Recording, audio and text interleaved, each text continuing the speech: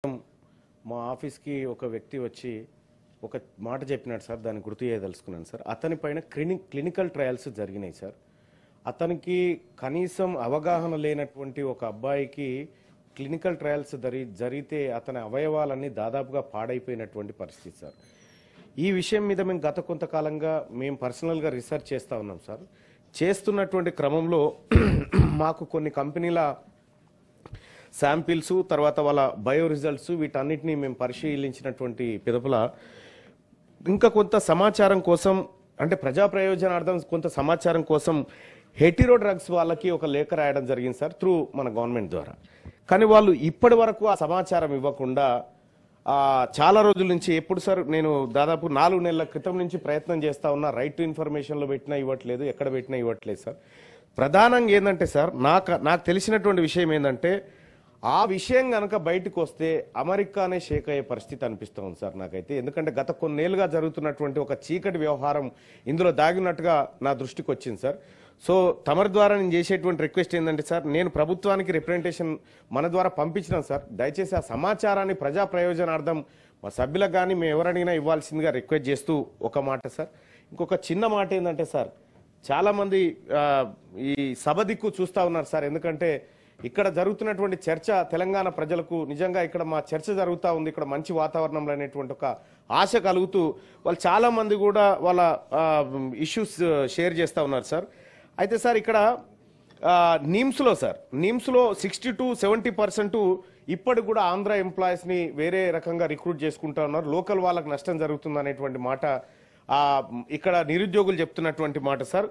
So వాళ్ళు చాలా రోజుల నుంచి ఈ రిక్వెస్ట్ చేస్తూ ఉన్నారు సార్, పారామెడికల్ అన్ఎంప్లాయిడ్ యూత్ దయచేసి లోకల్ వాళ్ళతోని రిక్రూట్ చేసుకోవాలనేటువంటి మాట వాళ్ళు ఒకటి చెప్తా ఉన్నారు సార్.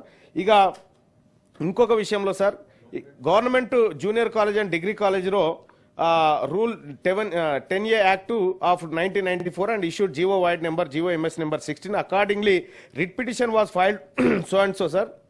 అయితే further they are requesting to recruit the vacant post 5200 in the cadre of lecturers in.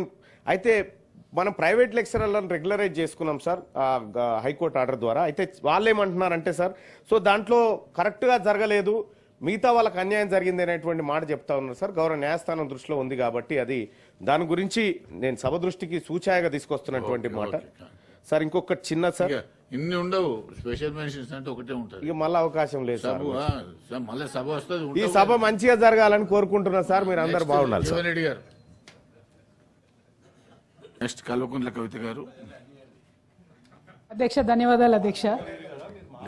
Ravindra Rao గారు చెప్పినటువంటి అంశంతో నేను కూడా పూర్తిగా ఏకీభవిస్తున్నాను అధ్యక్ష. మనకు పార్లమెంట్లో మీకు ఐడియా ఉంటుంది అధ్యక్ష, యాక్షన్ టేకెన్ రిపోర్ట్ అనేది ఒకటి సర్క్యులేట్ చేయడం జరుగుతుంది. అవకాశం ఉంటే సెషన్ ఎండింగ్లో దయచేసి మనం ప్రస్తావించిన అంశాల మీద ప్రభుత్వం ఏం యాక్షన్ తీసుకుందని తమరు కొంచెం ఇనిషియేట్ చేయగలిగితే it will be very great అధ్యక్ష.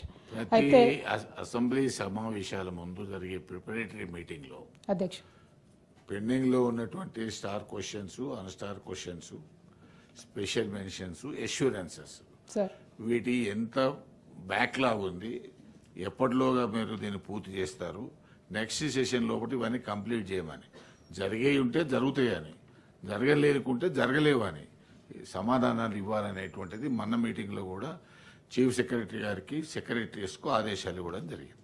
థ్యాంక్ యూ అధ్యక్ష. ఇవాళ నేను ఒక ముఖ్యమైన అంశము మీ ద్వారా ప్రభుత్వం దృష్టిని ఆకర్షించదలుచుకున్నాను అధ్యక్ష. ఇప్పటికీ మనం చూస్తూ ఉంటాం అధ్యక్ష, గ్రామాల్లో పట్టణాల్లో కూడా చాలా చోట్ల ఒక కుల వివక్షత కానీ, అంటరానితనం కానీ, అస్పృశ్యత కానీ ఇవన్నీ జరుగుతూ ఉంటాయి అధ్యక్ష. చాలా చోట్లకు మీరు వెళ్ళినట్టయితే చిన్న చిన్న ప్లేసెస్లో ఎవరి గ్లాసును వాళ్ళే కడుక్కోమని చెప్పేటటువంటి పరిస్థితి, 2 గ్లాసుల విధానం అనేది ఇంకా కూడా అన్యాయంగా రాష్ట్రంలో ఉంది అధ్యక్ష. చాలా గ్రామాల్లో చాలా చోట్ల దేవాలయ ప్రవేశాలకు కూడా చాలా మందిని రానివ్వనటువంటి పరిస్థితి ఉంది అధ్యక్ష. ఇవన్నీ నివారించాలని చెప్పి ప్రభుత్వాలుగా మనం సివిల్ రైట్స్ డే అని ఒకటి పెట్టుకున్నాం అధ్యక్ష.